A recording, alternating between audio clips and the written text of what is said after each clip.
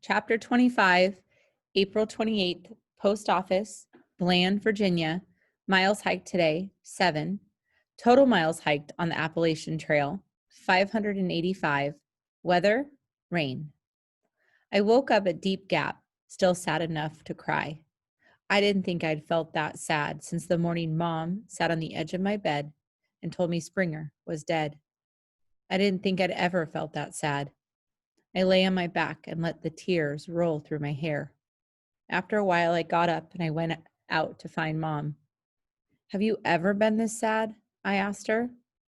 I don't know, she said. Some days. She lit the stove and put a pan of water on to boil. You can quit the trail now if you want to, she said. You can quit today, or we can go on. Until what? Till when? I asked. You know the answer to that. We've got another 10 days. I didn't say anything until we had finished breakfast. I stopped crying by then. I said, I say we go on. She smiled. I figured you would. The mountains of Virginia were pretty, covered in full green leaves. Between Deep Gap and Sugar Grove, a town where we stopped to buy groceries and do laundry. It was 38 miles, and we had covered it in less than 2.5 days.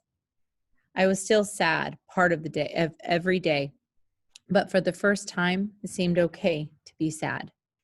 I didn't know why it hadn't before. As usual, Mom never seemed especially sad or especially happy.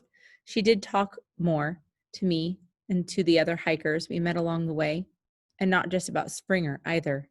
She started naming wildflowers for me and pointing out different varieties of trees and birds and kinds of rocks and other things I hadn't known she knew. We sat around after dinner talking with the other hikers besides Vivi, and it didn't feel strange. The day after Sugar Grove, a whole group of us accepted an invitation to stay in someone's cabin for the night.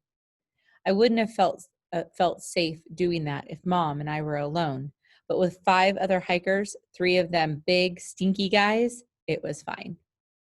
From Sugar Grove to Bland, Virginia, was 56 miles, 4 days. Mom said it would be our last resupply. Don't make faces at me, Catadin, she said. I can't help it. Our grand adventure is coming to an end.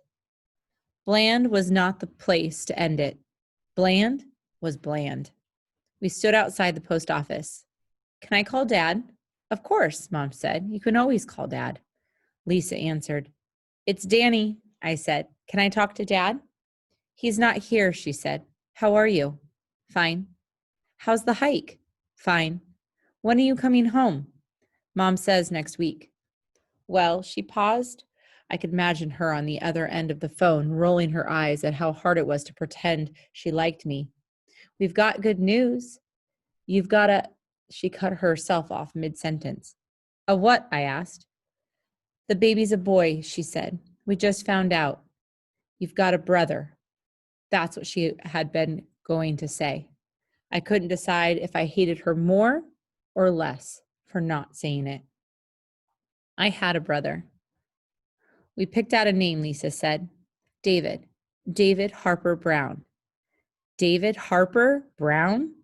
That's right. Do you like it? It's okay. Lisa didn't say anything else for a moment. Neither did I. I'll tell your dad you called. He'll be sorry he missed you. Okay, I said. Are you sure you're okay? Nothing's wrong? Nothing's wrong. I hung up the phone and stared at it. David Harper Brown. Harper as in Harper's Ferry. I was sure of it. Not a mountain, but the midpoint. Another child named after the trail. Do you like Lisa? I asked Mom later. We were doing laundry at the motel that would let us use their machines, even though we weren't going to stay there. Vivi had put her laundry in and left for the grocery, so I had a chance to talk to Mom alone.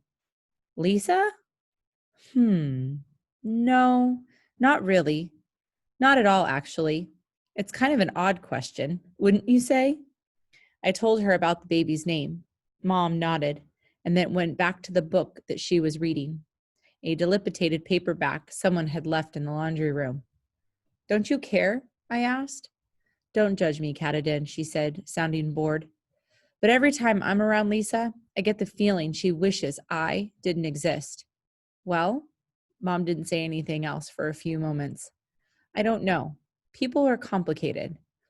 How you feel about her and how she feels about you isn't set in stone. It can change. Do you wish she didn't exist? I asked. Mom grinned. I won't say. If she didn't exist, would you still be married to Dad? Her grin faded. I don't think so. I can't imagine that we would be. Our divorce was not her fault. If Springer hadn't died, Mom interrupted. We talked about that once before. You're going to have to let it be.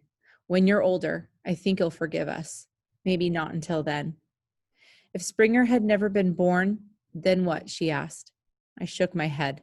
I wasn't sure how to end the sentence. Wasn't sure what I was trying to say. I can't imagine it, I said. No, said Mom. Nor can I.